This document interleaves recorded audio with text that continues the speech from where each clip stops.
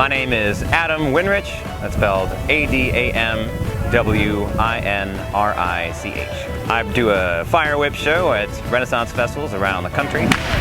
Before I started doing shows at Renaissance festivals, I went to competitions in Australia. I learned a lot of two-handed whip cracking routines by watching videos, and then I trained and went over to compete, and I have been over there 4 times learning both whip cracking and whip making. Before I started doing my shows at the Renaissance festivals, I spent about an hour a day practicing whip cracking for a period of about 5 years.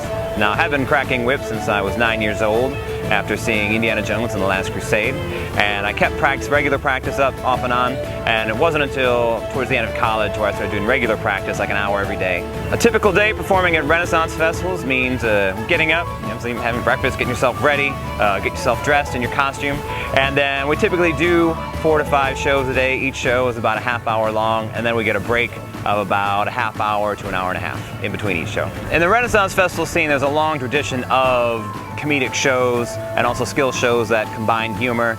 And I would say with working with a live audience, it's pretty much a necessity to add humor into the show, especially if you're talking to the crowd. It's something you can't do without. When I get on the stage at first, generally I'm mostly looking at the front row because they're the easiest ones to engage at. I might also look through the crowd to see if anyone's wearing a unique costume. Say after the game Pokemon Go came out, it was easy to see people dressed as Pokemon in the audience, so you could pick on them. One trick that I always come back to that I'm always working on is called the staggered 4 corners. It's one of the most difficult whip cracking tricks in the world. Of course, the hard part though is that generally it's just hard to make it loud. So I can sort of do it, but I can't quite get all the cracks. And something I just got done working on was setting a new record for most whip cracks in a minute with 2 whips. The record I had to beat was 614. That was going back and forth with 2 whips, going as fast as you can. And I was able to do 646. That is now a current official Guinness World Record.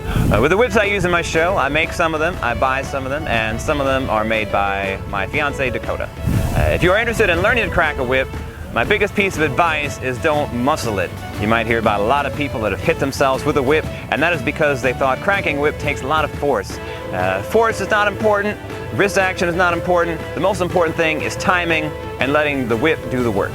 I'm originally from Fall Creek, Wisconsin. My website is winrichwhips.com. I also have a Facebook page. You can look up Adam Crack on Facebook.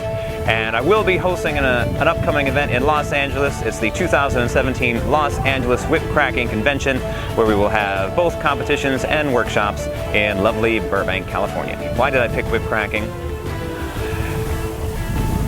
Well, so I also play harmonica in the show, and I read about harmonica players that would say, people would ask, why did you choose the harmonica? And the harmonica players would say, I did not choose the harmonica chose me. So I'd like to take that answer and just do it for whip cracking. Like, I did not choose whip cracking chose me. And also, though, when I was in college, though, I was in several bands and wanted to play harmonica in blues bands. And then once I started doing a little bit of performing with the whips, I realized that it's way easier to get a lucrative gig as a whip cracker than it is as a musician.